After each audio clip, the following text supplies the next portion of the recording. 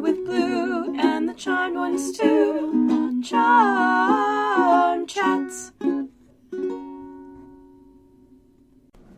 Hello! Hello! And welcome to Charm Chats with Kendra. And Kat. Today we are covering episode 314. Yes. The good, the bad, and the cursed. Yes. So before we start, I will say to those of you who enjoy our wiki tangents, they will be in heaven this episode, at least at the beginning. Mm-hmm. There will be many a tangent. Oh boy. Yeah. There's So a many lot. tangents we could inscribe a circle. Yes. I believe that's a math joke. Yeah. Yeah. I don't know if I did it right. It's alright. Will the listener who sent us that email about 0 being even tell us if we did that right? Yes, we thank you very much for Who is that? proving us right. Oh, man. I don't know. It was almost a month ago. And that means nothing because when will we publish this episode? But yeah, I guess we were talking about... When this episode gets published, it'll be more than a month ago. I guess we were talking about, It was Jean. how you... It was our- Jean! our Thank you, lovely Jean. Jean. Yeah. 0. It's even. Yes. Because it can So be that's- divided by That's stuff. your math news. Yeah. Anyway. Forever. So, this episode was aired on February 15th, 2001. And other than the fact that Phoebe is wearing pink and gets flowers, it doesn't really have anything to do with Valentine's Day. Nope. However, this episode was directed by Shannon Doherty. What? Yeah, so this is the second episode that she has directed. The first one was the season 2 finale. Be careful what you wish for. Yeah. Yeah. This is another episode that I had completely forgotten about. I hadn't. I remembered that shirt. I remembered that lip. Yeah, no, I did not remember a single moment of this episode while I was watching it. And I was like, huh, alrighty then. I remembered the way Holly says saloon. Alright. I focused on very tiny details in my memory on this episode Apparently for some so. reason. So the title is a play on The Good, the Bad, and the Ugly, which is a Clint Eastwood movie from 1966. So this movie is known as what is called a spaghetti western, or an Italian western, or as it's known in Japan, a macaroni western. And it's basically a subgenre of cowboy movies that blew up between 1960 and 1978. There were a ton of them. Yep. Ton. Not sure how spaghetti or pasta in general comes into it. It was explained to me once, and I promptly forgot. Yeah, I will, of course, be linking to stuff, so yeah. But, so if we know anything, it's that there's going to be some sort of cowboy or western theme in this episode. Oh boy, is there. Yeah. I would also like to point out that the movie title and the episode title do not use the Oxford comma, and that makes me very sad because the Oxford comma is the best. Yeah. I'm not going to tangent on it because I will be tangenting a lot and I need to pace myself, but I will link to it on the website because... I would like to thank my parents, Janet, and God. You need a comma. Exactly. We bought the hookers, Stalin and Putin. And come on, you need a comma. Anyway. It's usually Stalin and Lenin, I believe, are the jokes there. But Putin let's face it, anyone there works as a hooker because they fuck everyone. Anyway, so... We shouldn't use the word hooker. No. But that was the joke in it. I know. It's an old joke, and therefore... Yeah. And sex worker just doesn't really work so well in that joke. Yeah, because it's meant to be a negative thing. Exactly. Or at least we want it to be negative for the sake of Putin Of and the Stalin. Yeah. For their sake, no. No. Anyway, so before we start again, you may hear air conditioning noises and fan noises because it is still hot, and we're not turning them off because I don't feel like melting. Mm-hmm. But it's less hot than it was last time. Yes, it shouldn't be too bad. And I got a new fan, and it is actually like doing a real good job of circulating. Like, it's in my bedroom, which is attached to my office. It is in the doorway, and it is blowing on the lowest speed, strong enough to curl all the way around my desk and blow my Rainbow Nerdfighter flag around. Yeah. So that's a good fan. Yep, it's a very good fan. Mm-hmm. Just like all of you. Yes. You are the best fans. You contribute to our circulation. Yes. But Yeah. All right, so we start our episode with a shot of a blackbird, which at this point wasn't sure if it was a crow or a raven. it's definitely a crow. Well, I mean, it we learned lands that on from stuff later, but Right. like it's definitely a crow. Ravens have way bigger beaks. well, I And had they're also bigger. to look it up because I'm me. So much for pacing myself. Here we Uh-huh. go. There's no consistent distinction between crows and ravens, though crows are generally smaller than ravens, but they are both in the genus Corvus. and So- they're both tricksters. Yes. However, looking that up, I was reminded of the terms used for a group of each bird. Mhm. But first, a thought about the word group. I know this is going to, like I said, random tangents. The dictionary says a group means two or more, but I think that it should be three or more, because two is a pair or a couple. So wouldn't a group then be three or more? Sure, Anyway. because everyone knows 2 crows is just an attempted murder. See, you ruined my joke. I didn't ruin your joke. I just got there before you managed to get it out. You know you can't leave room for me to make a pun. I know. But yes, a group of crows is called a murder. So yes. Is that also the name for a group of ravens? No, a group of ravens is called an unkindness or a conspiracy. Oh my god, I let you right into that. Mm-hmm. I did not even see that in your notes. I was not looking. Yeah. But both groups can just be called a flock because that works for any group of animals. Any Is group of birds. a flock. No, because you can have a flock of sheep. Herd. You could have a flock of sheep. I've seen it. There's a... I was gonna say What? No, something flock of seagulls. Mark Oh, wait. and Hal, and we got this, did the best name for a group of animals. Mhm. And it was great. Okay. Because there's like blessing of unicorns, murder of crows. I forgot what they decided on. I don't but it was remember. a fun episode. It's been a while since I've listened to We Got This.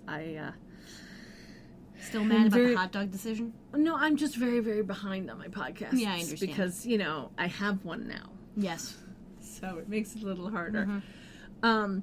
But yeah, no, I love the fact that it's an unkindness of ravens because in Critical Role, campaign 1, one of the characters was named Vax, Mm-hmm. and his catchphrase was dagger, dagger, dagger, because he could throw 3 daggers in a round.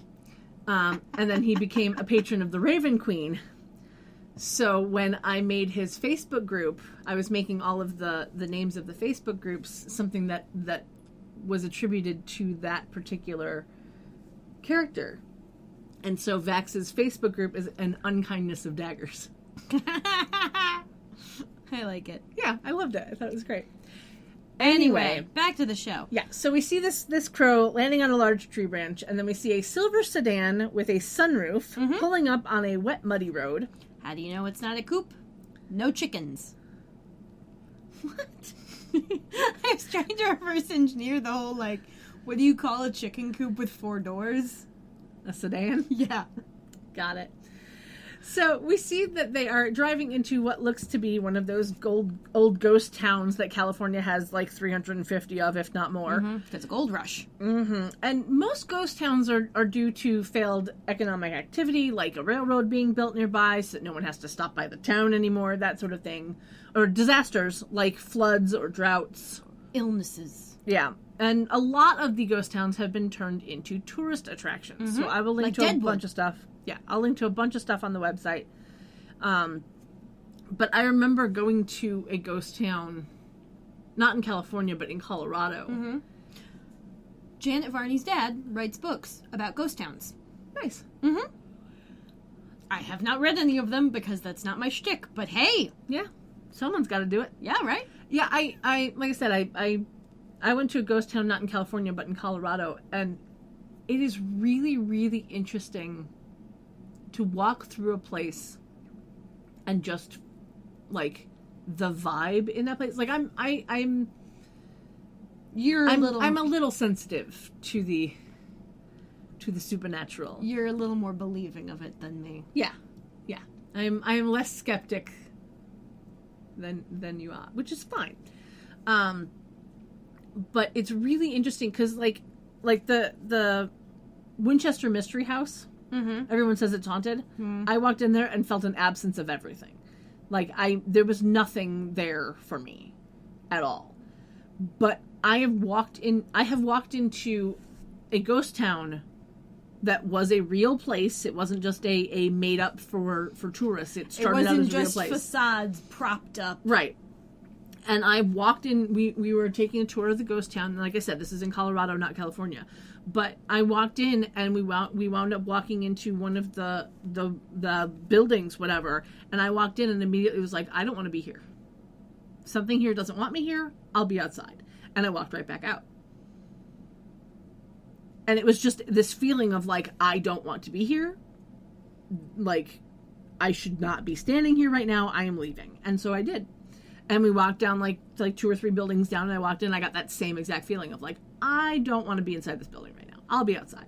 And I went back outside. The rest of the town I was fine in. But those 2 buildings were just like, nope, don't want to do it. I don't know what it is. Do you remember what those 2 buildings were offhand? Was one of them the saloon? No, I know that no. I'm positive that it was not the saloon. Okay. Was one of them the sheriff's office? I want to say one of them was the jail. Okay. And the other might have been the bank. That tracks. That tracks. Yeah. Yep. 2 places in Old West someone's probably died. Jail. Bank. Yeah. But yeah, no. That I think was it was literally like, it was a tactile. Possibly the person who died in the jail killed someone over at the bank. Maybe. But it was definitely like a physical, like if you walk into a room and somebody just stands there and pushes you back out of it. Mm-hmm. Like that's how it felt to me. It was like, somebody doesn't want me here, so I'm not going to be here. And I walked right back out. But yeah, like the Winchester Mystery House, nothing. It was devoid of all energy. And that's also a weird feeling too. Like you'd think that there would be some sort of something, but it felt dead. Like there was nothing there. Dead might not be the operative term when you're talking about sensing the supernatural. Perhaps, null? Or, devoid of all energy is basically what it was. Flat. Yeah, that's a good word. That's a good word for it. It felt flat. Like when you and then you walked into a door that you thought was a staircase, and you fell flat. No, but I know. I really do like that house, though. It's fascinating. It's a fascinating house, yeah.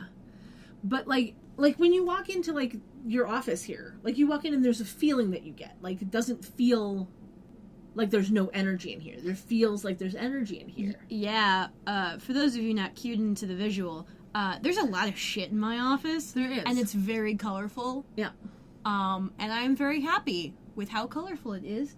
Although, honestly, I wish I had more wall space to put up more posters. Yeah, no, I totally get that. Mm-hmm. Yeah. But that's the thing. It's like you walk into a room and you feel there's an energy in that room. Mm-hmm. Like you walk in and there's even if there's nobody else in the room, it feels like there's movement in that room. Like there's mm-hmm. life in that room. Well, usually there's a dog in this room. Well, yes. But when I walked into the Winchester Mystery House, it was just devoid of all of that. Like it just, everything, like I said, flat is a very good word for it. Mm-hmm. Yeah. I get the same feeling in some types of museums. Mm-hmm. What types of museums? I'm trying to remember, but I cannot remember. Not like...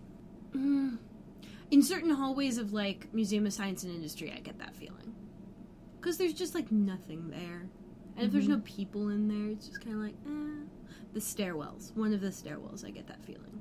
Yeah. Because they don't really decorate that area. Yeah, no. Even though there's a bunch of shit they could put up in there, like science facts on posters and, you know, photos of old shit. Like, but yeah. Yeah. Anyway, we digress. Let us get back to the show, shall we? Cowboy Dewey. Mm-hmm. So, we see the crow fly away as Phoebe and Victor get out of the car. I wonder if that crow will come back this episode. I don't crow. Jesus Christ. Phoebe is wearing jeans and a brown jacket. Her hair is down and she's carrying a very large closed umbrella. Victor is also wearing jeans. He has paired this with a gray jacket and he has got a matching closed umbrella. He puts his arm around her and they start walking, and she asks what they're doing at this place. He says he just wants to spend some quality time with his little girl, but she ain't buying that shit. Yeah. And then he tries to change the subject and ask how Piper and Leo met. Yeah, Phoebe says that Leo was the handyman at the house a couple years back, which Victor doesn't seem to be all that impressed by. And then Phoebe starts to question how much he actually knows. Victor tells her that he knows that Leo is a nice enough guy who seems to know the big bad secret and thinks it's better for a mortal to know he's marrying a witch before the wedding instead of after, as he wishes he had. Yeah, Phoebe realizes that Daddy doesn't know everything since he thinks that Leo is mortal. And then she hears a noise coming from one of the buildings. She looks around, a nice little tumbleweed rolls past. Oh yeah, so when I was in Southern California, I asked my friend if they see tumbleweeds because it's a bunch of scrubland down there. And she's like, oh yeah, I drive over them like once a week. Oh yeah. Yeah, so we see this tumbleweed roll past and the door slams shut. And I'm not going to tangent on tumbleweeds, but I'm totally going to link to the wiki for them, as well as a couple of YouTube videos of them on the move. From what I understand, they're basically shrubs that when the ground dries up, they pull up root so they can roll away and find someplace wetter. Yeah, basically. Yep. They Which are is why an they actual, tumble. Yeah, they are an actual plant that just blows in the wind. As opposed to me, that tumbles, because I like looking at photos and memes. Yes, you're a tumblerweed. Yeah. Yeah. Anyway, but yeah, no, one of the videos that I found is basically tumbleweed attacking. Like it is insane. Like it is just completely covering the road, and they had to have a plow come through to make a way for people to come I through. believe it. And the other one was a tornado that sucked up some tumbleweeds, and it's just they're fascinating. Oh my god, videos. that's almost as good as was it Twister? Yeah. Cows. Cow. Another cow. Same cow. Like, I think that's actually the same cow. Twister. Yes. I used to have that as a ringtone. As a I text love it. tone. It was great. Oh, I finally got around to changing my ringtone off of the Imperial March, Yeah. just as default, because I only like hearing that when it's someone I know. Because I like that march. It's the only march I like. Well, I only like Star Wars marches, I should say. Okay. Mhm. Anyway. So, as she shrugs off hearing whatever she thought she heard, Victor asks if she actually saw something, like a premonition, and finally tells her that he was hoping for her help. He says that this ghost town seemed like a good investment. That's what they thought 200 years ago. But that it was a bit too good to be true, and wondered about the ghost stories that something has been keeping people away from the town for over 100 years. She asks if he wants her to do a little supernatural inspection, and he asks her to do, quote, a little feng shui on the place, unquote. Like, To see if there's anything going on. Oh, man. So, feng shui is a Chinese pseudoscience which claims to use energy forces to harmonize individuals with their surrounding environment. The words feng shui translate to wind water in English. I will, Yeah. of course, link to it on the website. and basically it's about, like, moving your furniture around and, like, where you place shit. And I'm just like, Dad, One of you my- can't move the buildings around to Well, feng shui the place. Like, Yeah, that ain't gonna she's work. like, I don't do feng shui. But I do think it very interesting, though, if you look into feng shui, because I did actually look into this once. You always do. I do. But when we were moving into my current apartment, I was trying to figure out where I wanted to put the bed in my apartment. And one of the things in feng shui is to not have your feet toward a window. Yeah. For some reason, that's like if your feet are toward the window, then your soul wants to leave the room, or something weird like that. Like I said, pseudoscience. Yeah. But it's an interesting concept of putting things in place so that you get the best energy in a room. And I understand that logic. Yeah, and like, you know, sometimes you rearrange furniture because you're like, okay, this arrangement really doesn't work for me. I have to, like, do all this stuff to go around this shit. Like, I really like how my stuff is arranged right now because you don't have to, like, go around a bunch of crap to get into my bedroom. Yeah. It's nicely arranged. Yeah. Exactly. I would wish for more wall space, for more bookshelves, and more posters. But that's about it. Yep. I'd also wish for a bigger bathroom. Yeah, I just wish your bathroom had a higher ceiling so I don't bump my head. Well, yeah, but like, if I owned this place, I would dorm that out. Oh, yeah, there are so many things that I would change. Actually, I would just dorm out this entire section, because that way I can, like, do something. I can basically have another, like, 10 foot of space instead of this closet, although I'd miss my little cubby hole. Well, you can always remake a cubbyhole, but actually make it so it's usable year-round. Yeah. Yeah. But also I would dorm that out so then the closet would basically get pushed back 6 feet. Yeah. Anyway. So, she says that she doesn't do feng shui, and that she can't always get a premonition when she wants one, and then she hears another noise, and this time it's a door closing, it's music playing. Victor doesn't hear the door closing or the music playing, and then she hears a glass bottle being smashed and sees a door swinging and questions him not being able to hear that or see that. He does this really cute, like, ineffectual shrug. Yeah. Suddenly, a ghost cowboy gets thrown out of a saloon, and another ghost cowboy walks out after him. Although it's a little disingenuous to call the first guy a cowboy because he doesn't have a hat on. Yes. But we learn that the dude who gets thrown out of the saloon is named Bo. So let me tell you about him real quick. Michael Greyeyes. He was born in 1967 in Quappel Valley, Saskatchewan, Canada, and he is a Plains Cree from the Muskeg Lake Cree Nation. So there you go. His first IMDb credit is from 1993, and he's still acting. He was on 10 episodes of the TV show Fear the Walking Dead, which is a spin-off of The Walking Dead, if anybody cares about that.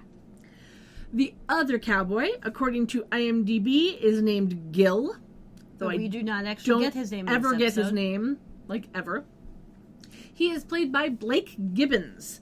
He was born in 1961 in Bakersfield, California. His first IMDb acting credit is in 1988, and he's still going strong. His longest running gig was 210 episodes on the soap opera General Hospital from 2002 to 2014. Shit. Yeah.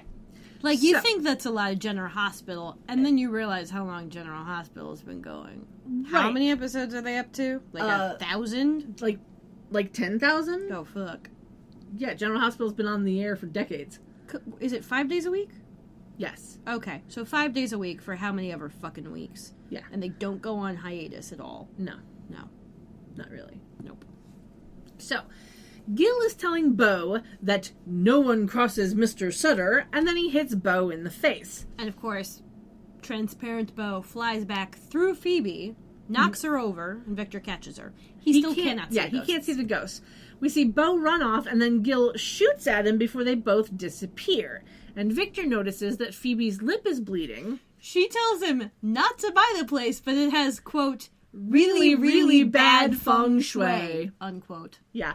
She touches her bleeding lip with a handkerchief, and we see that crow squawking on a nearby rooftop, and we go to the opening credits. Crow's caw. Yeah, it squawked, though. Caw. I can do mine. There's nobody in the house now. Hold on. I'm going to move further away from She's the gonna microphone. move further. Hey, why don't you? No, do it from my bedroom. They'll still from be your able to hear bedroom? it. That's a caw. Yeah. That was really good. Thank you. Oh, you woke up the dog. I'm sorry. I crow cawed and woke up to Blue. But yeah, I am a very good crow caller. It is one of the only bird calls that I can do fairly easily. It is just really loud and I can't make it Do softer. crows like when you do it? I don't think I've done it around a crow in a very long time, God, you so should totally do that. You could be friends with them. I could. I always want to be friends with a crow. I have not They're seen smart. a crow They're around. fun. They haven't- recognize faces. Yeah, I haven't seen crows around in a while, so Corvids are smart guys. yes. And ravens can talk sometimes. Well, like, not talk, but like, they can mimic human voices a little. Yeah. It's fun. Mm-hmm. The ravens at the That's- tower in London, oh my god, they're fun. That's why the D&D race of the Kenku are basically raven people, Cool. because they can mimic. That's fun. That is, they have been cursed that they cannot speak their own. They can just mimic. That's an interesting curse. Yeah. I could think of a few people to curse that with. I love a good Kenku. I love a good curse. Anyway, Anyway, So we can see in the credits that there is no Daryl this episode. Oh, it's fine, guys. He comes back next episode. Yes. Spoiler alert. Yep. We get an exterior shot of the manor through the tree with leaves and white flowers. And inside, we pan across a lovely table setting, super fancy, where the tablecloth and the napkins match in a lovely gray paisley. Although, it's very, very matchy-matchy in a fancy way. Whereas I feel like the fanciest of places do minimalist. Well, now. After the Baroque era. You mean that now? Because that's a now. Anyway. Piper is in a long-sleeve green V-neck shirt with a bit of white lace peeking out at the cleavage. It might be like a cami underneath, or it might be part of the shirt. Don't know. No idea. Doesn't really matter. Her hair is down, and she's wearing that little diamond necklace. Prue is wearing a long-sleeve V-neck shirt in pink with painted feather frond things on it in like gold, white, and red. Her hair is also down. And I will tell you now, this shirt does not have a back, except for a string. Yep, once again, she's wearing a backless shirt. We don't notice that for a while, but yeah. Once again. Yeah. It makes it do a weird thing to the front. Yeah, I don't understand, and I'll mention it when we actually find out that her shirt is backless. I don't understand the long sleeve but backless thing. Early Like, aughts. I just don't get it. Like, I don't... Again, early aughts. It was just a thing. Yeah. I don't know. Did the girls have input about their wardrobe? I do not know. We had a discussion about this recently, I feel like. Maybe. Because, you know, the wardrobe between the three of them remains pretty consistent. Like, Phoebe will get occasionally the weird shit. Now Prue is getting the backless crap. Yep. Crap is disingenuous. It's not crap. It's just stuff. Yes. Yeah, don't know. Mm-hmm. Anyway, we don't see what bottoms they're wearing with their shirts at this time. We'll get those later. Prue counts the place settings and realizes that there are 6 of them. However, their head count of the girls, Leo, and their dad only makes 5. She asks who the 6 is for, and Piper reluctantly admits it's for their mom. She wants her to be there in spirit. Yeah. Prue gives her a little hug, and then Leo orbs in. He is in dark pants and a grayish t-shirt under a blue button-down shirt. Leo says the table looks great, and Piper says he's interrupting a sister moment. Yeah, but then tells him to help since it's his rehearsal dinner, too. Yeah, Prue asks if he's nervous because the wedding is just a week away, and he's like, I'll be fine so long as no demons come bursting through the door. Just then, Victor yells out for the girls as he and Phoebe walk through the front door, and Piper tells Leo that he jinxed it. Now, a jinx is a curse that attracts bad or negative luck. And there's actually a children's game version of it where when 2 people say the same thing at the same time, one yells jinx and then the other can't speak again until the one that yells jinx lets them. Yeah, when I was a kid, that was pinch poke, you owe me a Coke. Yeah. And I never drank Coke, and I couldn't figure out what rhymed with Pepsi, so Yeah. I never did that. Yeah.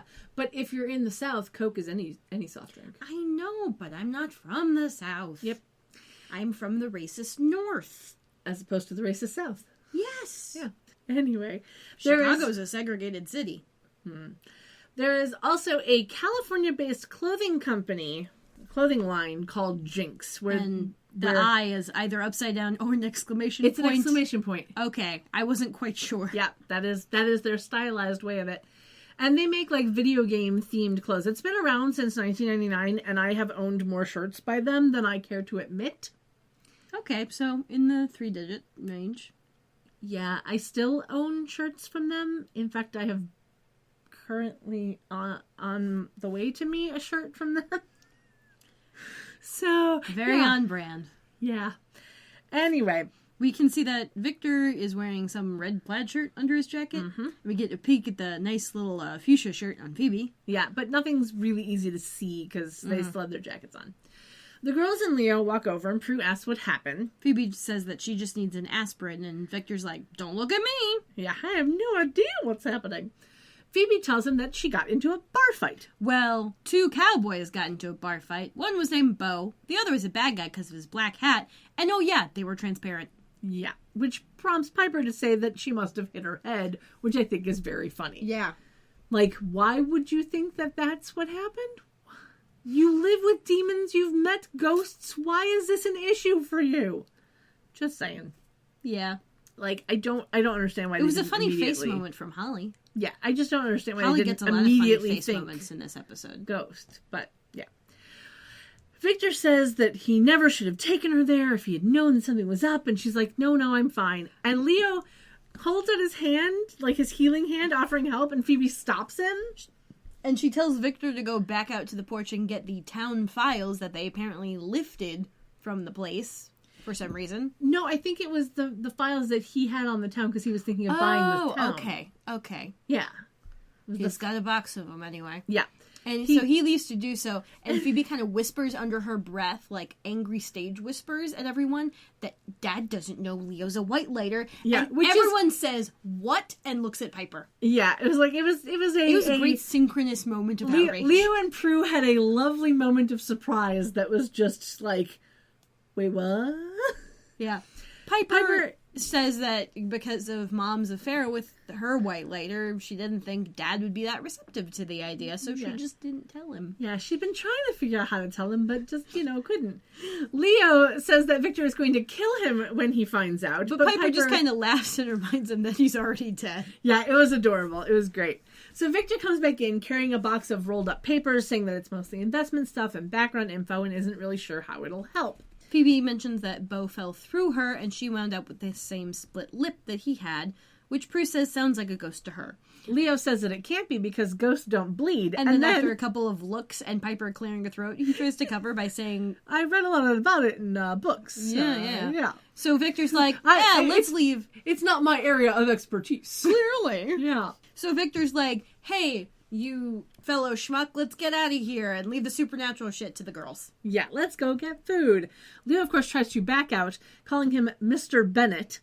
And Prue and Piper smile, and then Prue pats Leo on the back, and Victor's like, you can call me by my first name. Mm-hmm. Phoebe assures him that she's fine, and Victor and Leo head outside. And this is the point at which we can see that Prue's shirt is backless, held together by a single string tie in the middle, and the one at the neck. Yeah. Piper jokes that now she's dead because of the whole thing. Prue gets them to focus on Phoebe and what happened, and Phoebe's like, I'm going to go get the book, but Piper's like, no, I'll get it. And a drink. And we end the scene with Phoebe being in pain after laughing at Piper's want for a drink. So we cut over to what looks to be a diner.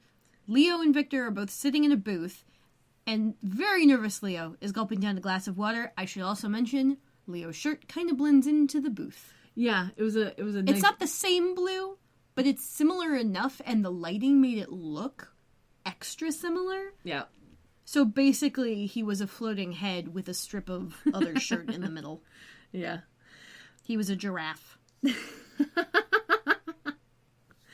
Victor mentions that Phoebe said that Leo is a handyman, but Leo says he's a doctor, and then he corrects himself to say, oh, no, not like a doctor. I'm more of a counselor. I guide people, which is technically all true. Yeah.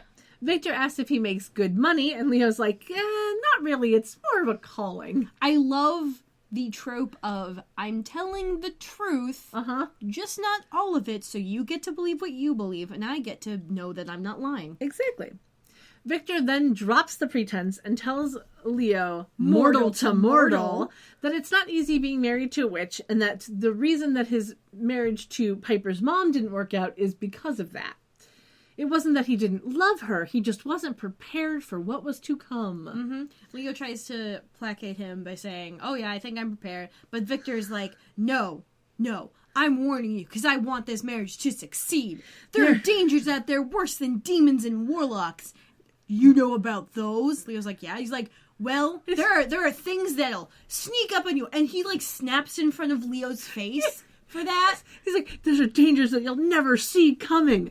And then we get this lovely, like, dramatic push-in shot as Victor asks Leo if he knows what a white lighter is. And we get the ending of the scene is a shot of Leo just looking completely at a loss for words. And, like, that moment of, like, you can tell that if the camera had stayed on him just a little bit longer, he probably would have grabbed the water again. Yeah. I think that's where he was going. Like, it was just so beautiful. It was great. Victor got intense. Oh, it was lovely. Anyway, we cut back to the manor where the girls are all in the living room. Piper's looking through the Book of Shadows, and Phoebe's lying on the couch next to Prue, And now we pulling can, up her shirt. Yeah, and we can now see that Phoebe's shirt is a long sleeve pink shirt with a gold ribbon detail on the neck trim and under the bust. It's supposed to be under the bust, but Alyssa Milano's got a lot of bust, so it kind of ends up in the middle, like the bottom third of the bust. Yeah. Yeah.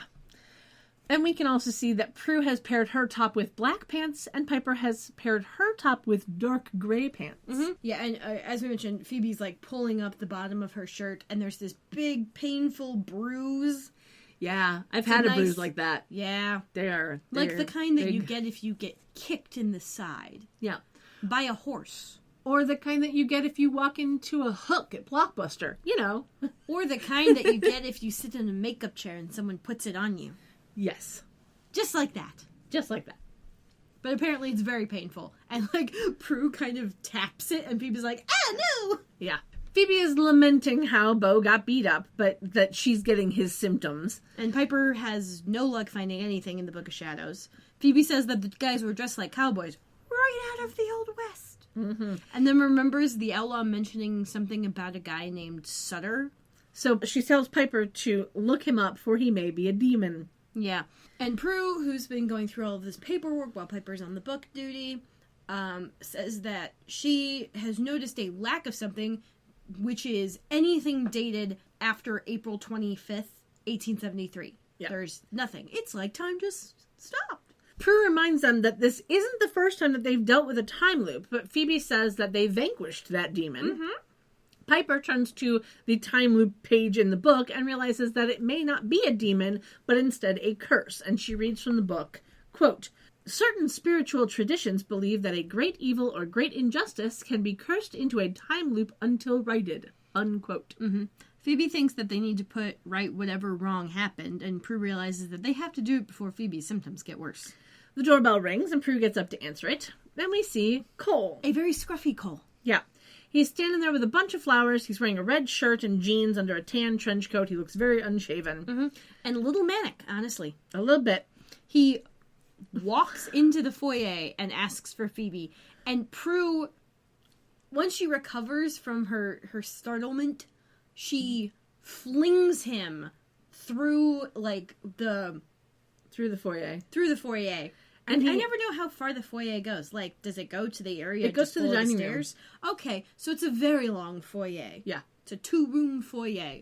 Yeah. Yay. Because you have the bit right by the door, and then the middle bit at the base of the stairs. Yeah. That's still technically foyer. Anyway, she flings him into the table at the base of the stairs. Which brings our It was a furniture great annihilation quotient up to 11 for the season. Yeah, 'cause and you don't- 37 for the series. Yeah, because you don't really see her throw him. You just cut to a shot of the girls on the couch, and you just see him go flying past into the table, and Holly has this great little scream Yeah. that I love. It's It super seemed cute. like she was actually startled. Yeah.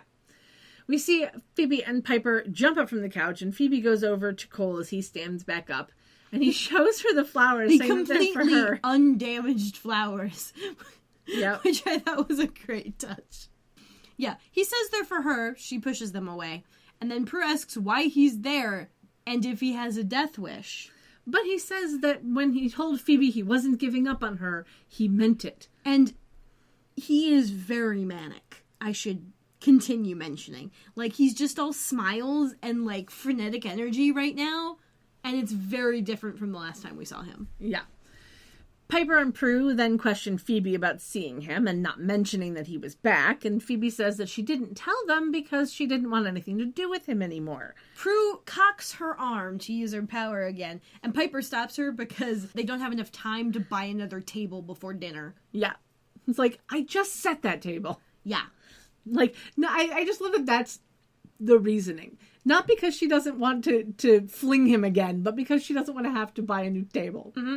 Yeah. Cole says that he's never going to use his powers ever again, because that's the thing that keeps him from being evil. He says with a very creepy smile. Yeah, Prue says that he's a demon, so he's always going to be evil, but he reminds her that he's half human, so he can suppress his It powers. doesn't sound healthy.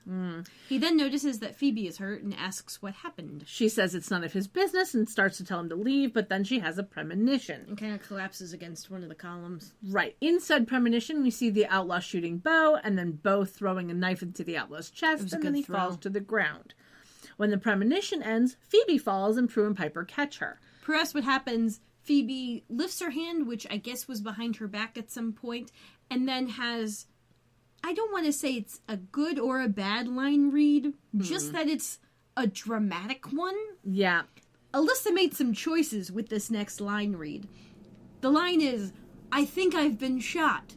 But Yeah. she, pauses it out and then kind of yells the last bit. Yeah. It was interesting. Yeah, because we can see that her hand is covered in blood. Mm-hmm. And we But oddly, it's the back of her fingers.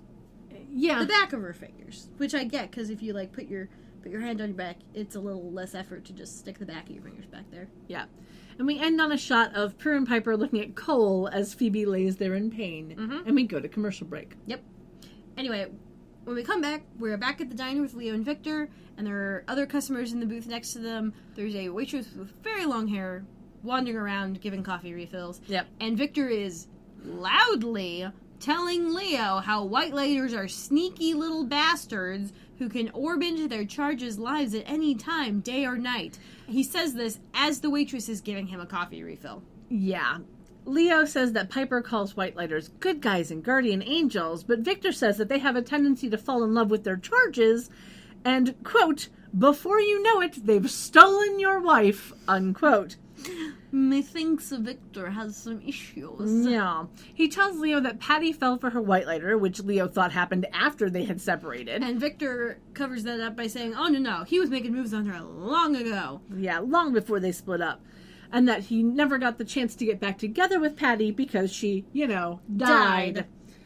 And then the elders call Leo, and he says... He looks up, and Victor sees that he's looking in a weird direction. He's like, huh? Yeah, he says that he has to go now, and then he tells Victor that he's not going to like the way that he has to go. And he does this, quick glance around, and then orbs out in the very public view of anyone and everyone in the diner, but we're supposed to believe that no one was looking because he did that little cursory glance. And the best part is he has this little shit-eating grin on his face when he's doing it. Yeah, and we see that we end on a shot of Victor sitting there in shock. Yeah. And we see that there's nobody in the booth next to them anymore. There's nobody in any of the booths anymore, even though they had been there at the beginning of this scene. Mm-hmm. Who knows how much time passed? Maybe everyone else finished their breakfast. Yeah, I don't know. But it's the only thing that annoyed me in that moment. Or lunch, or brunch, or whatever fucking time this is. Yeah. It's before dinner. It's lupper. Lupper. But it just annoyed me that Leo just I have to go now, and then orbs out in the middle of the diner. Really? Yeah. Well, Phoebe's injured. I know. And I Phoebe's understand. been shot. But it's one of those where I understand the reason that they did it was for story reasons of Victor has to know that he's a white lighter and this is the easiest way to show it. But you'd think that he would have done something less conspicuous, go to the bathroom and orb out, or at least go outside. I honestly think he did this just to piss off Victor. Oh, yeah. He's like, I've been sitting here listening to this man berate my profession, my calling, my existence. species. Yeah. I mean, they're not technically a species, but my supernatural category. Yeah. For who knows how long, and I have to go, so I might as well do it with some panache. You're probably thinking, oh, this is going to be real funny later for Piper. Yeah. Anyway. Enough of that discussion. We cut to the manor as Leo orbs into the living room. Cole, who has now removed his jacket, is standing by the couch. Phoebe is laying on the couch with Piper and Prue sitting on it next to her. Leo immediately looks over, because he's He's sort of been standing next to Cole, like, within a couple of inches, and he just looks over at him and he's like, what the Why hell are you here? Yeah. Prue tells him to forget about Cole because Phoebe's been shot and asks to heal her. And so Leo starts to heal her, and Piper asks where Victor is, and Leo's perfect response is, seething, probably. Leo continues to try to heal her, but it's not working. Cole asks why it's not working, and Leo's like, I don't know. He and asks then, Phoebe what happened. She tells him that she had a premonition of Bo getting shot. And that's when Leo realizes he can't heal Phoebe, even though she's bleeding, because she wasn't the one who got shot. Yeah. He says that Phoebe is linked to Bo in some sort of psychic echo, so whatever happens to him also happens to her. Cole realizes that Bo must also be magical, because magic is the only way they'd be tied together. Right. Leo agrees with him, and Cole says that they have to find and heal Bo. Piper says that they know Bo is in a cursed time loop, but they just don't know where it is or how to get there. And Cole just drops in I used to shimmer between realms. It's probably in there somewhere. Yeah, it's a parallel plane of existence in the ghost town. Prue tries to, shut down his demonic input. Yeah, and he's like, my input might help save Phoebe's life? And Leo decides that he's worth listening to. Mm-hmm. Cole says that he's moved through different planes all the time, which is how he's been hiding from the source, and thinks that it should be easy to shimmer into wherever Bo is and bring him back to Leo to heal. Piper reminds Cole that he said he wasn't using his powers anymore. And he tells her that shimmering isn't a lethal power. Yeah. And I'm like, well... I mean, he's right. It isn't a lethal power. It isn't. Although, honestly, if you manage to shimmer into the space someone else is occupying, you'd both die, so that's pretty lethal. Well, but it's a transportation power. Yeah. Not a lethal one. So Phoebe asks why Cole can't just take Leo with him to heal Bo wherever he is, and Leo, giving us the reason why this episode isn't just 5 minutes long, says that he's not allowed to work with demons. Prue says that she'll go with Cole because she's not going to leave it up to him, and Piper wonders what happens if something goes wrong and she gets stuck in the time loop. Prue says that the time loop isn't what she's worried about. She glances up at Cole. Mm-hmm. And then tells Piper to go with Leo to the ghost town and see if they can figure out anything there that might help. And tells Phoebe to, quote, hang in there. Yeah. Just like a kitty on a line. Yep. He says that she has to hold his hand, which means she's already hating this plan. But Prue holds Cole's hand, and they shimmer out. And just then, Victor comes storming in, screaming at Leo about being a liar. Piper quickly gets in between the two of them and yells at Victor that now is not the time. Stay with Phoebe. Yeah, orders him to stay with Phoebe. And then Leo kind of hugs Piper and they orb out. And Victor's just Super annoyed that he didn't get to yell more. And then he looks at Phoebe in that, with that annoyed face, and she goes, "Don't get mad at me. I've been shot." It was the best scene button ever. Uh-huh. Anyway, we cut to the ghost town as Cole and Prue shimmer in, and clearly the past, because, hey, there's, greenery and shit. Yeah, the coloring is slightly different. Mm-hmm. Prue is surprised that it worked, and then we pan over to see a lot of people walking around wearing old-timey clothes, so that's how we know that they're actually in the past. And the best little Easter egg that I saw was a sign for a grocery store named Buckland's. It made me smile. See, that's funny, because it's not spelled like her former place of work. It's spelled like Bucklin. belt buckle. Yeah, it's Bucklin, apostrophe S. It's things that you're gonna need to buckle. It's a bunch of bucklins. Yeah. Like fixins. Yeah. I just thought it was cute. It is cute. It is really cute. We hear a gunshot and see that Crow fly off the roof of a building, and then Cole grabs Prue and pushes her backward toward a building, shielding her body with his. And a few moments go by, and then still pressed together, Prue tells him that she's in charge, he's just her ride, and that her plan is to find Bo and lay low unless he's got a better one. He kind of looks her up and down, and he's like, we gotta find something less conspicuous to wear. Meaning not pink. Yeah, and that's when she finally pushes him away from her, and she agrees and asks if he has any ideas. He spots a couple of cowboys carrying a dead guy out of a building, and he's like, I got an idea, but you're not gonna like it. Yeah, and then we time jump as Cole and Prue walk into a saloon, and I want to note here that a bunch of lines in this scene were ADR. So many. So many. They're doing a lot of outside work, that's probably why. Yeah. Cole is now in a tan trench coat over a white shirt and tan chaps over light pants, and he's also wearing a red bandana tied around his neck and a white cowboy hat. Yeah, his outfit fits in pretty well with the time.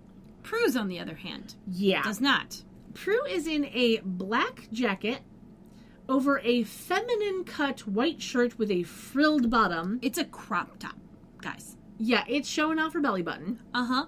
With tan pants and dark leather chaps. And she has a large blue scarf around her neck and a black cowboy hat, and she also has spurs on her boots. We see a better lit shot of this jacket later, and it's literally a modern, like, ranch hand, like, western Yeah, print, it has like Navajo print. fleecy type jacket. Yeah. With just, like, leather shoulders. Yeah. So, like, she's completely anachronistic. Yeah. We'll get there. And honestly, her walking up to the bar, those just looked like leather pants to me. Yeah, no, there was leather pants over dark. It was leather chaps over Yeah, I dark get pants. that. But, like, it looked like her normal style of fake leather pants. Well, is see, what it here's looked like. here's the just thing. from that angle. Well, yes, but here's the thing. In that I go, where did she get this outfit? I know. That's it my fits question. her too well. It fits her perfectly. Did she rob an adolescent? Yeah, like it's anyway. They walk in, and Cole says that he thought she should have worn the pretty red dress that they saw drying on the line. And Prue's like, yeah, that was a prostitute's dress. Not exactly the kind of impression that I want to make. Mm-hmm. Which I'm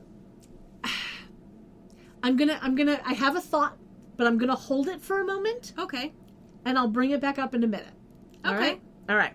Anyway, she comments that she's just happy not to be wearing a dead man's clothes, which is apparently what Cole's wearing. Yeah. And he's like, oh, you know, I just thought you'd be happy that I'm playing the role of a good guy, because he's wearing a white hat. Yeah. Prue reminds him that they aren't there to get involved as they walk up to the bar. The bartender asks what they want. Prue asks for moonshine, And which he kinda goes, I won't tangent on it, but I'll link to the wiki for it. Cole clarifies to the bartender that she means whiskey, and then asks for 2 and the bottle. He then tells Prue that she watches too many movies, which she says is him confusing her with Phoebe. And he goes, no chance of that. Yeah. The bartender is played by James Lashley. He has 67 acting credits between 1975 and 2011, mostly doing bit parts in movies or single episodes He's of a shows. that guy. Yeah. He gives Cole the warning that the town is getting pretty dangerous and that they should take their drinks and get out of town. And then Prue, getting annoyed that the bartender isn't talking to her, asks if she's a potted plant. yeah, and then asks what's so dangerous about it. And when he tells her that it's nothing to concern her pretty little head about, she calls him condescending. And this is where I will bring back up. If she had been wearing that red dress, people might have actually spoken to her. I'm just saying. Because people talked to prostitutes. They proposition prostitutes. But they don't necessarily talk to the woman wearing men's clothes. But they talk to the woman wearing prostitutes' clothes. I think the implication is that they don't talk to women at all. Yeah, well, there is that. Yeah. Anyway, Cole reminds her to lay low and asks the bartender to continue.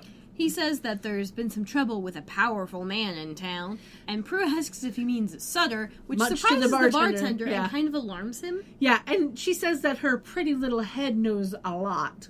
So she asks the bartender to talk to the both of them and tell them what's going on. He says that one of Sutter's men got killed, so now there's hell to pay. And right at that moment, 3 cowboys walk into the saloon. One And- of them is wearing a poncho. Yeah, I was gonna say, I'm not gonna tell you what they're wearing because I did mother write it down. Just imagine, it's very like, generic. It's very beige. yeah, just or imagine brown. any old Clint Eastwood movie and you probably got it right. And one of them is wearing a poncho that has like some red stripes, and that's about it. Yeah. Everyone turns to look, and then we get a slow-mo shot of black pants and black boots with spurs walking up to the door before the overhead shot of a man in all black holding a whip, assuming this is Sutter, before we get a shot of him walking into the saloon. And since he is immediately a that guy, let me tell you about him.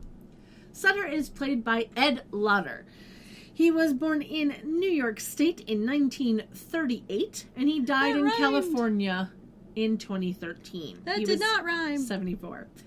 He has 207 acting credits, with the first being in 1971, and at least 4 of them being after he died, which is why I didn't even know he had died until I looked him up. And I didn't know until you just told me. Yeah. So when the slow-mo shot is finally done, Sutter asks, "Where is he?" before holding up a newspaper and saying that he had this printed special. And the headline at the top of the newspaper says, "Half-breed to die at sundown." And yes, I am emphasizing where the capitals are. Yes. He turns to a Native American woman who's apparently Bo's sister and says she knows where he's hiding. Now, we won't learn that her name is Isabel until the next scene, but I'll tell you about her now. Anyway, the actress is Kimberly Guerrero, although she was credited under her maiden name of Kimberly Norris in this episode. She started out acting in 1988 and only has 38 acting credits so far, but she is still going. She was born in Oklahoma and is Native American with tribal ties to Colville, Salish, Kootenai, and Cherokee. Now, I only knew about Cherokee as a tribe, so I had to look up the others. I'm not going to tangent since I've already tangented into Bunch, and there's still more actors to tell you about, but you know that there's going to be links to everything on the website. Anyway, she says she'll never tell him, she's not afraid of him. And he's like, "If you were smart, you would, but your kind," that's what he says, "your kind isn't known for being smart." Yeah. Prue starts to go over, but Cole stops her, reminding her that the plan was not to get involved, and then Sutter turns to one of his men, a guy named Cal. Not really his man. Yeah. No, he was just in the bar. You're right. So he turns to this really young-faced looking guy, who's just standing in the bar looking nervous. Yeah, it's a guy named Cal. And Cal says that he hasn't seen Bo since he took off. Apparently they're like friends or something. Yeah. Cal is played by Scott Beener. Beehner. Beener. He was born in 1973 in Elmhurst, Illinois. He does not look that old. Nope. But he was raised in Omaha, Nebraska. Yep, that explains that. Yeah. He started out his acting career in 1997, and he's still going, but he's mostly just done single episodes of shows. And I might as well tell you about the other guys while we're still in this scene. According to IMDb, the other 2 of Sutter's men are named Buck and Slade, though they never... 2 of Sutter's men, we should clarify. Gil is the 3rd one in Sutter's men. No, he was killed. Then we don't get names for one of the men. Yep, that's just how it goes. I know one of them is Poncho, and the other 2 are just wearing brown. Okay, guys, we have settled it. They just dressed all of Sutter's men so generically that it was real easy to mistake 2 of them for being the same person. Yeah, and we only Thanks, wardrobe. And we only get names for 2 of the 3 men in the bar. If Cal wasn't one of his men... Cal wasn't. Then we only get names on IMDb for 2 of the 3 cowboys. Oh, well. So... Buck is played by Alan Davidson. He has no picture on IMDb. He only has 32 acting credits between 1993 and 2012. Slade is played by Steve Larson. He was born in Indiana in 1964, and he only has 26 acting credits between 1989 and 2005. Oh, that means I know which one is the unnamed one. It's the one that you mistook for being Gil. That's the unnamed one. Probably. Because Buck and Slade, one of them's Rifle Dude, and the other one's Poncho. Okay. Because Poncho has some speaking lines, so does Rifle Dude. The 3rd guy doesn't say shit. Which means he probably didn't get a SAG card from this. Yeah, he could have just been an extra. He's just there to hold a gun and then look dejected. Yep. Anyway, Sutter tells Cal not to lie to him, and he's holding up the whip as one of the other guys walks over to him. And the guy stabs Cal's hand with a knife. The shot of this is very funny, I thought, because... where unnamed dude, this is the one who's about to stab Cal, where unnamed dude was standing, you can see that Cal's hand is on the bar, but you can't see Cal's hand. Right. And unnamed dude reaches with the knife and does this angle stab where it looks like he's going for the hand, and at the last split second swerves, but they try to cut away to like his face or something. I don't know. They cut away from the actual stabbing so that they don't have to like do makeup or like stunts or shit for that. Yeah. It was just a real funny moment for me. Yep. Prue then rushes over and pushes the cowboy away by his face. Yeah. Which was great, making him fall into a table. And then she takes off her scarf and wraps it around Cal's hand, reminding you this is a very large blue scarf that she took off. Yeah, blue, large, fringed at the edges. Mm-hmm. Just the edges. Yeah. It's kind of frayed. Prue asks what's wrong with you people, which gets Sutter's attention, much to Cole's dismay. And Yeah. Sutter says that he doesn't know who she is or where she came from, but that she doesn't know who she's dealing with. And then Prue calls him a cliche, which makes Cole smile. Yeah. And the cowboy she pushed stands up. And he... oh my god, he does get a line.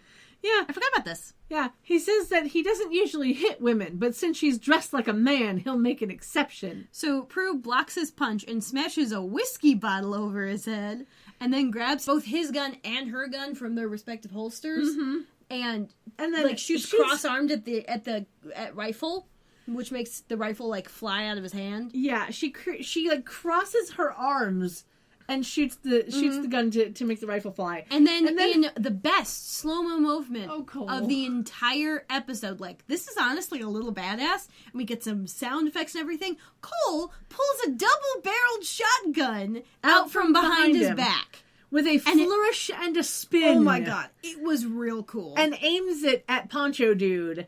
And he's like, I wouldn't. it was badass! I want to slap the table, but I can't because microphone. Yeah, it was kind of badass. It was cool as fuck. And we can notice in this scene that Prue actually has a pistol on each hip. Yeah. And Cole has a pistol as well. Yeah. Where'd they fucking get those? Yeah, I don't know. Don't know. But it was just a great move. Like the slow-mo and seeing his trench coat like fly out. Oh man, it was action movie shit. And then Sutter stops his men from firing, saying that they need to take care of Bo first. And we can see Prue cocking one of the pistols. Because apparently she hadn't done that already and no one had noticed. Mm-hmm. The Poncho, who's aiming at Cole, says they've got a score to settle. And then the Sutter says that he'll burn the town to the ground looking for Bo if no one tells him where Bo is. And then he and his minions leave. Yeah. And then Isabel smiles at Prue and Cole, and they realize that laying low is no longer an option. Mm-hmm. And we go to commercial break. We come back. We are outside the saloon. And Prue, Cole, and Isabel are all walking outside. And now that we're in the sun, we can see that Prue's jacket has that geometric pattern on it. And it's very dark and muted. Yeah, and it's really muted. Greens and browns and beiges. But it's not like bad. No, it's not bad. It looks nice. It's just anachronistic. Yeah, it's not exactly of the time, for sure. Isabel is telling them that Sutter showed up a couple months before, promising to bring the railroad through town and make them more than just a mining town in exchange for a little piece of everything. And then when people started resisting him, he and his boys took over, and they kept fighting up until he killed the sheriff. Yeah. And then everyone kind of backed down. Cole asks why Sutter is after Bo, and she says that it's because Bo won't back down. And because he killed one of his men. Cole says that he sounds brave, to which Isabel agrees, and then Prue mentions that they know that he's injured and that they can help if she trusts them. And she's like, oh, I do. Bo said you'd come. We hear that crow caw, and then Cole shows a bit of surprise, and Isabel says that he saw in a dream that two strangers would come. And it's such a small town. No one's a stranger. Mm-hmm. So Prue asks if Bo dreams about the future, and Isabel says that he inherited the gift from their father, who was a medicine man named Soaring Crow. Who died when they were young. Sorry, I just wanted to pause on Soaring Crow. Yeah, so the bird that we keep Not seeing... that it's a bad name, it's just like there's a crow following them around, and I'm just like, they never talk about how that's their dad. Yeah. So we now know that the bird is a crow, not a raven. And a medicine man is a traditional healer or spiritual leader in many indigenous cultures. I will, of course, link to the wiki on the website. Isabel says that when they moved to this town after their dad died, their mom wouldn't allow Bo to talk about his gift because she knew that magic was considered evil in the white man's world. Prue can relate to having to keep a secret like that, and Cole says he can relate about having to hide half of who you are. And Prue gives him a little bit of side-eye at that. Yeah, it She's was not nice. wrong. Yep. Isabel says that she'll take them to Bo, and they walk over to 3 horses. Cole asks where she got the horses, and she reminds them that she was expecting them. Yep. So as they get on the horses, Cole says that they would probably break the curse if they just kill Sutter, but Prue says that they don't know if that'll work, so they need to go get Bo. And she then tells Cole... Yeah, she tells Cole, hey, dude, Little bit of advice. If you're trying to be good, your first instinct shouldn't be to kill someone. Yeah. And they ride off, and we pan over to see Cal, who gets on his horse and follows them, because none of them paid attention and made sure they weren't being followed. Mm-hmm. We jump back to the present, and we see a crow land on the roof of the sheriff's building as Piper and Leo are looking around the ghost town. Mm-hmm. Piper says she doesn't know what they're looking for, walks through a cobweb, Yeah. and then Leo reminds her that they're looking for something that might help them break the curse.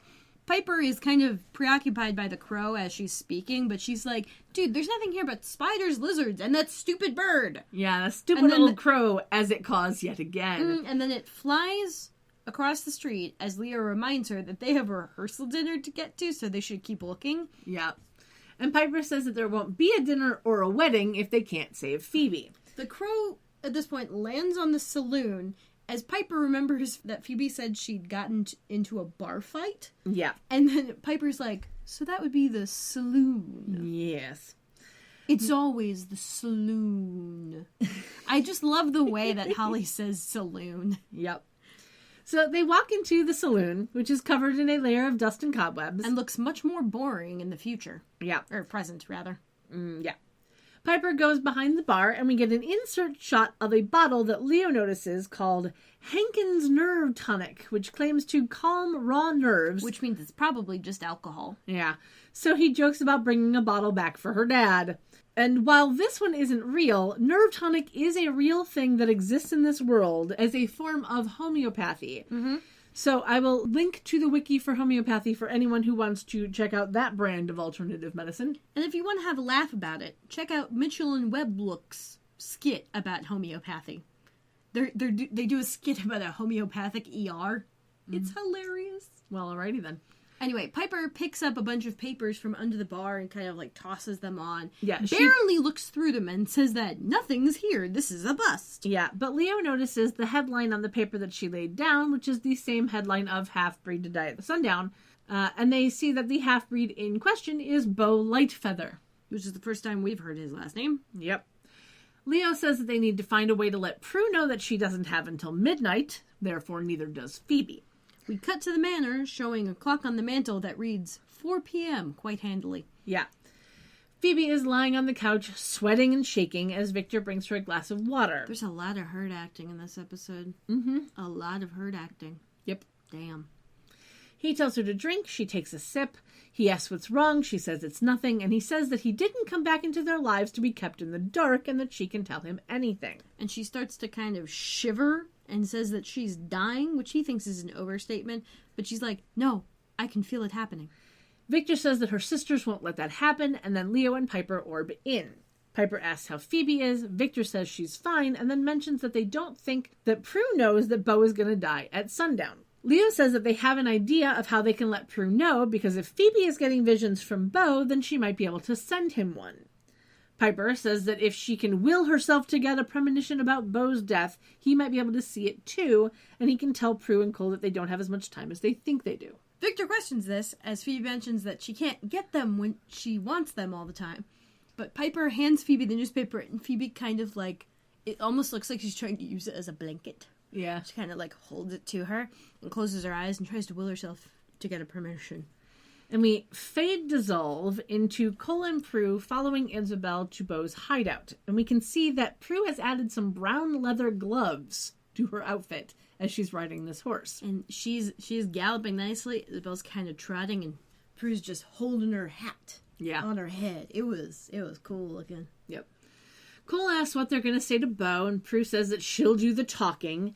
He says that it wouldn't kill her to be nice to him, which he thinks is funny because of all the times that he's literally tried to kill her. Mm-hmm. Yeah, and he kind of smiles and says, oh, that's all in the past. And she's like, no, when all of this is done, you're going to leave us alone, or we'll do what we should have and vanquish you. Yeah.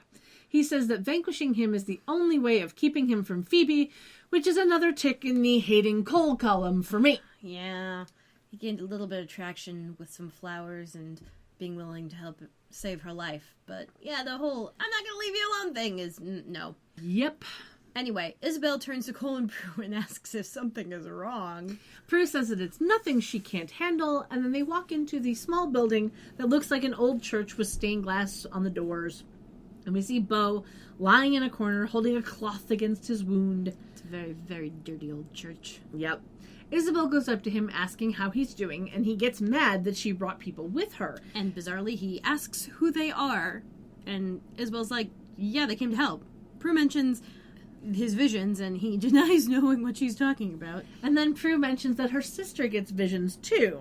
Beau pulls out a very shiny knife and says that he knows Sutter sent them and orders them to leave. But Isabel's like, dude, no. They stood up to him. Like, Yeah. you should have seen it.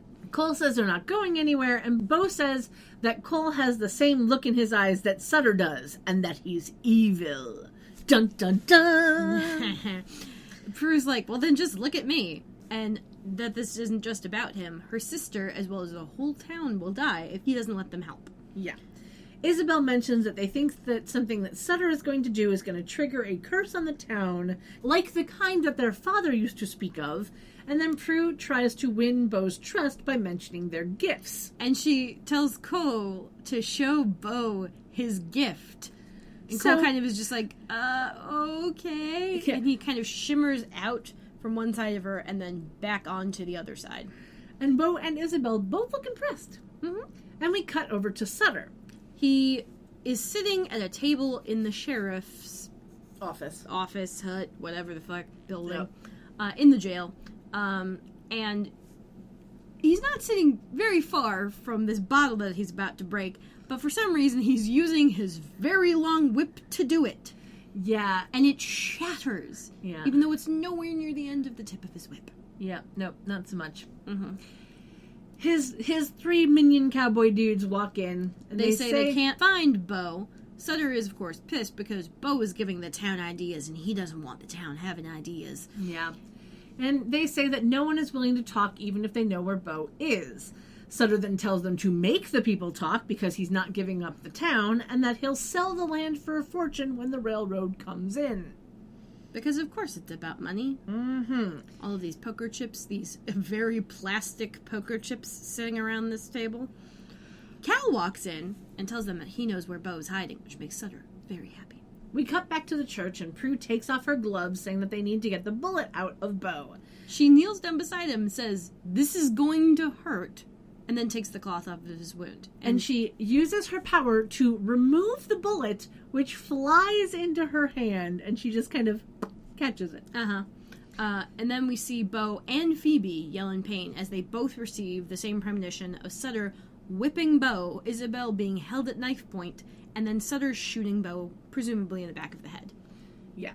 And then lightning streaks through the air, and a crow caws yet again, As and the the sky premonition darkens. ends. And Beau says he believes them, and we go to commercial break. Oh, yeah. When we come back, we are back in the living room at the manor. Phoebe is crying hysterically, and Piper is trying to calm her down.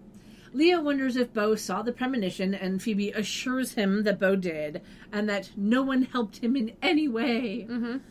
Victor asks what they can do. Leo says, oh, there's nothing to do but wait for Prue and Cole, and Victor gets pissed at Leo again. Yeah, like, why aren't you doing something, rah, rah, rah. And the girls try to shut him up by saying that he's not helping, and Victor asks what Leo is doing to help because it's his job. And Leo says that what he's doing is trusting Prue, and that while they all feel helpless, Prue and Cole aren't going to let Phoebe die.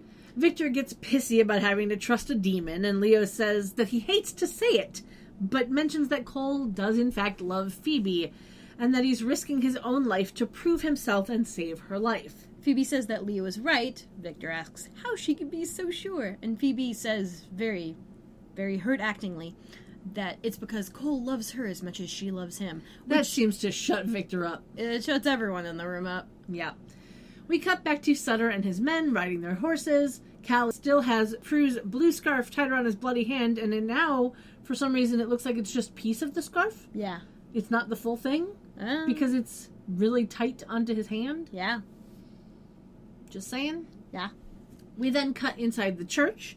Prue, who has now removed her jacket, rolls the barrel of her six-shooter across her arm. This is the engraved six-shooter. Yeah, That she's spinning got. it to load the next shot into place, much to Isabel's delight.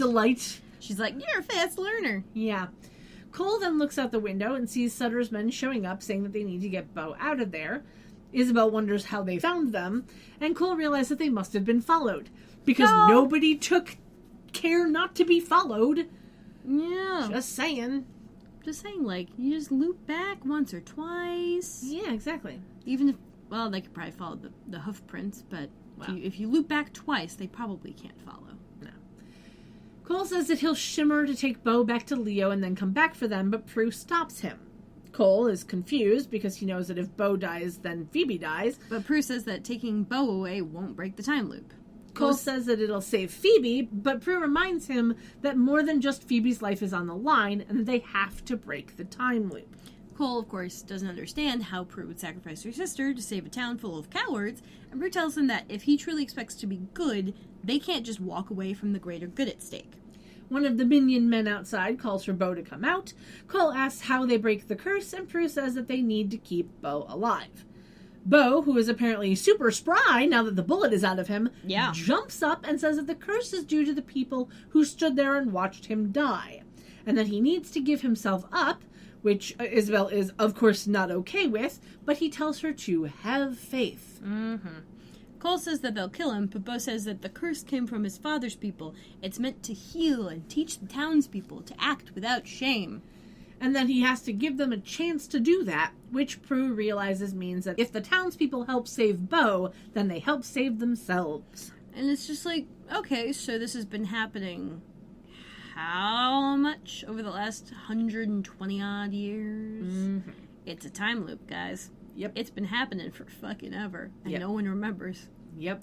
Which means that this was never meant to be resolved without outside influence. Exactly. Yeah. Kind of then- sad when you think about it. It is kind of sad. Yeah. But anyway, we cut to a very, very slow motion shot of the church doors opening, showing that the stained glass is clearly just painted plastic because it wobbles. Yeah. And Bo stands there, And we see a bunch of white doves that were fly clearly out. thrown by stagehands Yes. behind the door. Yes. And one of them, Oh, most man. of them just kind of like fly out the door and land there, but one of them like very slowly flaps its way to the top of the door, and clearly they slowed down this shot. All they wanted was to see this fucking dove, this pigeon, get to the top of the door and land there. Yeah. But they slowed it down so that it's like a 20-second shot.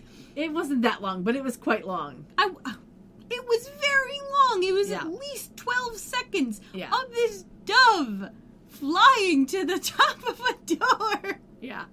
And then Bo walks out and raises his hands as he goes. And we time jump to Sutter's men riding their horses through town, with Bo being dragged behind the horses on a rope. And you can tell how long they've been riding because Bo is still walking as they round the corner, and then he falls over. Yeah. Yeah. It was... That's something you can't fix in post. Yeah, not so much. They stop, and a man takes Bo over to Sutter, who... He gets dragged a total of like 4 feet. That's Yeah. about it. It was just enough for the townspeople to see it happen. He should have started off on the ground. You'd Like think. just wear like an extra layer of clothing. Have like an extremely dirty tarp underneath him that's help dragging him. So he drags 8 feet around the corner instead of 4 feet after falling over. Yeah, well... It just doesn't look as good. No. So they stop, and a man takes Bo over to Sutter, who takes the knife out of Bo's belt, Which they cut with. they cut the ropes that he was tied with. Now, can you imagine being dragged across the ground with a knife shoved down your pants?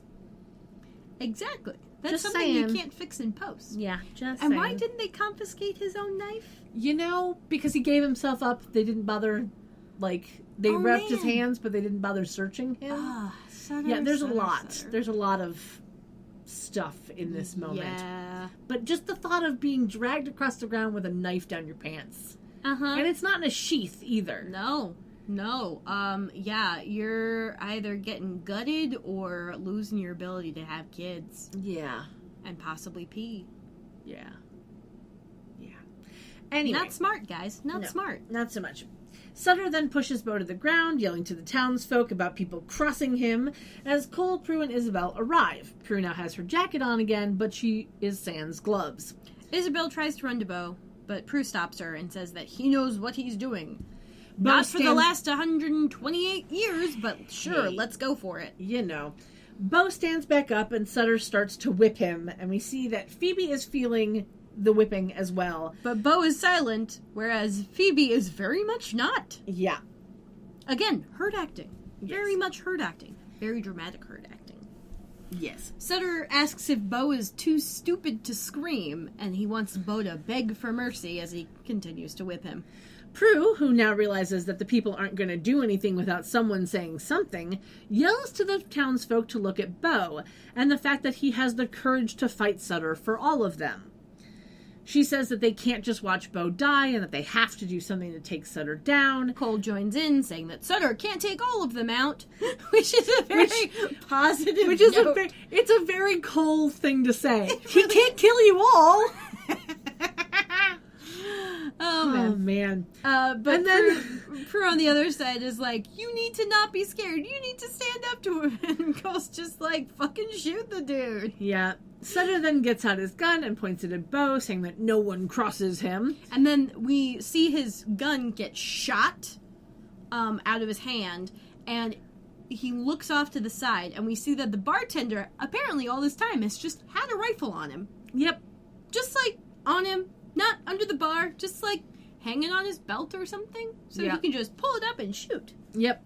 So he shoots the gun out of Sutter's hand and he tells Sutter to leave Bo alone. Sutter, and Sutter, ever the wordsmith, says that the bartender just signed his own death certificate. yeah. And then Cal points his gun at Sutter and says if Sutter wants to kill Bo, he's got to kill him too. Which is a very brave thing to do after you've had your hand stabbed by one of Sutter's men and then turned on your friend? Yep. Like, Yep. okay. Yep. I would have believed it more from him if he'd been tortured a bit more into giving up Bo's position, but apparently we didn't have the time for that. Yeah. We had to spend a lot of time doing other stuff that wasn't necessary. Yeah. The townspeople then all point their guns at Sutter, muttering words of agreement of, yeah, leave him alone, that sort of thing, in lovely ADR extras. Yeah. Isabel runs over to Bo, making sure he's okay, and Sutter grabs Isabel by the hair. He now has another gun in his hand and tries to use her as a human shield. Note, he is standing in front of Cal, who still has a gun pulled on him. He cannot see Cal. Yeah. That's not good strategy, Sutter. You a dumbass. Yep. Cole asks Prue if they can actually do something now, and she says that they absolutely can. Sutter, for some reason, lets go of Isabel. She falls to the ground, and he goes to jump on his horse and rides off. Yeah. I think he let her go because he couldn't get on the horse and hold her. True. But also, like, dude didn't fucking know there was a gun behind him. Yeah, Anyone who's ever had a gun pointed at them, no, you get that in your sight. Yeah. You keep that in your sight. You don't take it off because that's when they'll shoot you. Exactly. I know this at work because we have rubber band fights. Well, alrighty then. Uh-huh.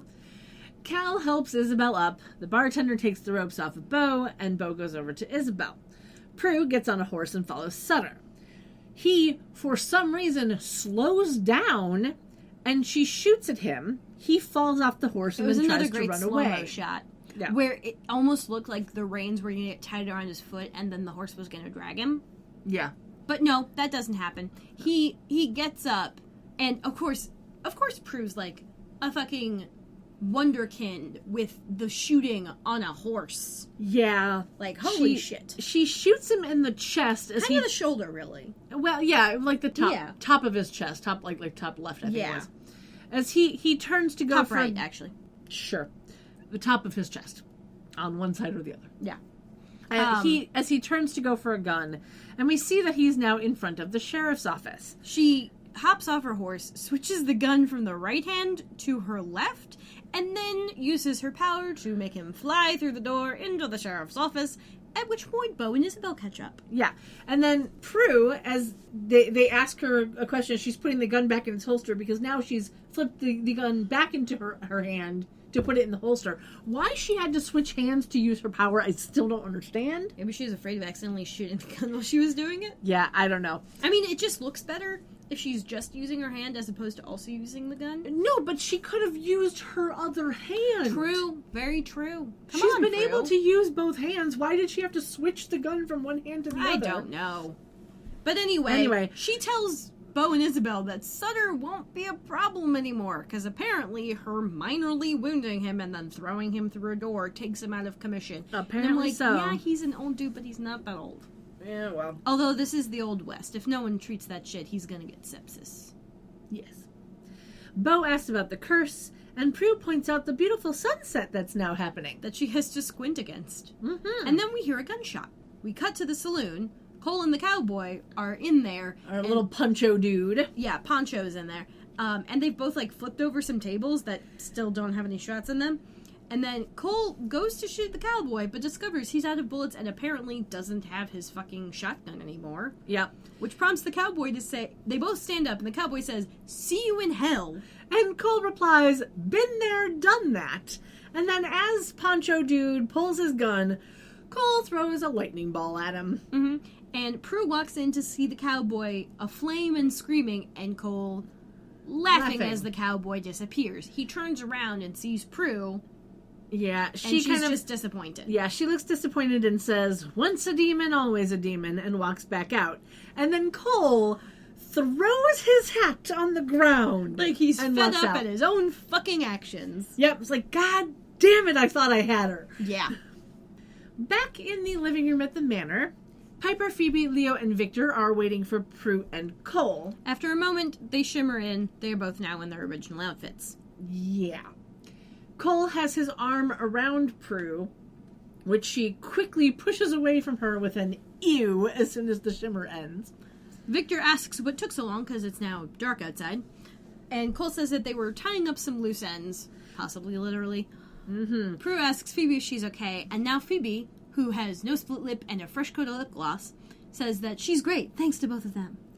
Leo asks about the time loop, Prue says that it's been broken, and Victor asks where they are. Prue says that they're probably, like, living out their lives in a parallel plane. And Leo tells him not to think too hard on it, or he'll get a headache.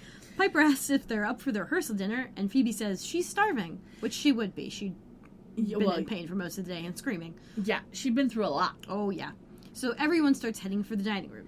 Cole says that he should go, and Prue's like, yeah, that's a good idea, but Phoebe walks over to him and says he's not going anywhere. He kind of looks up at the others, specifically Prue and Piper, who are both standing in front of the stairs, staring at this.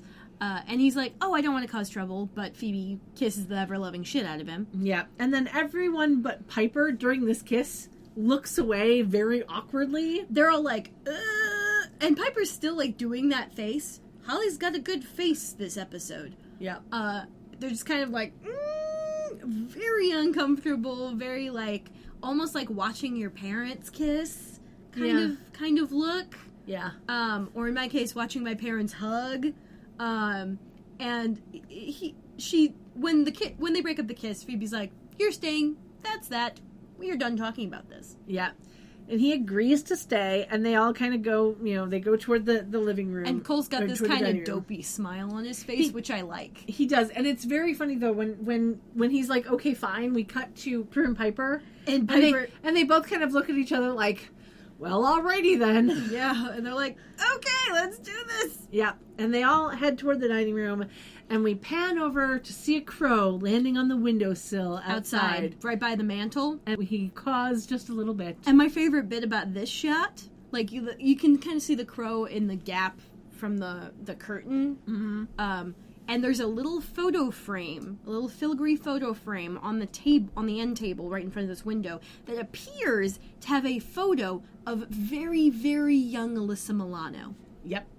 I'm not 100% sure, and the picture quality is not that great. I'd have to look at the DVD, but I'm pretty sure it's Alyssa Milano because her face shape has not changed much as she has gotten older. Her chin has just gotten pointier. Yep. That's about it. Yep.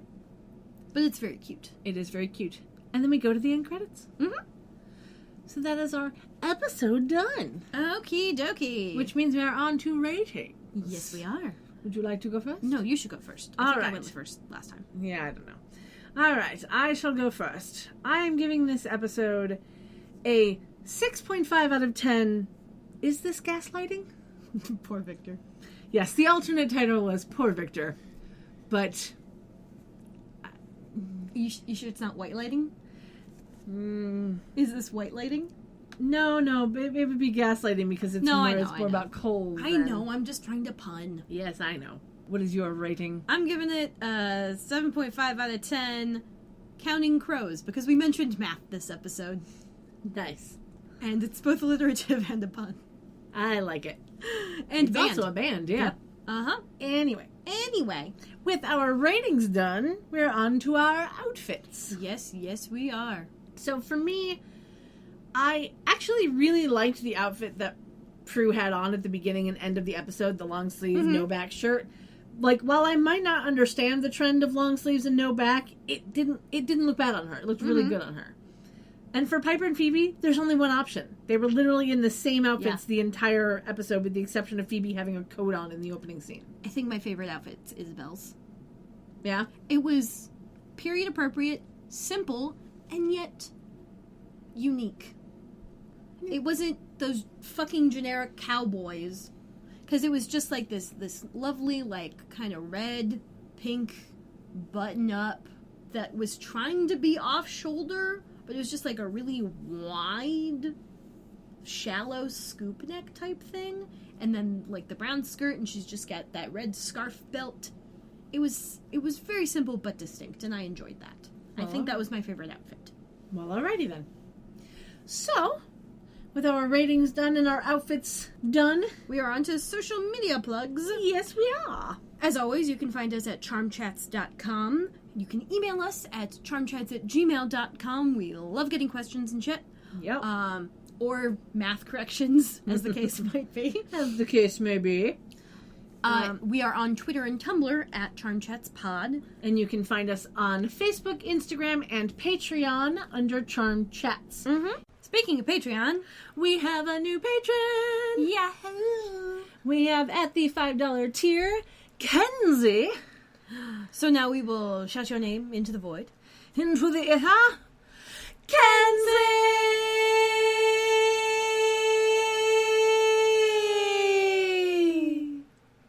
Oh yeah!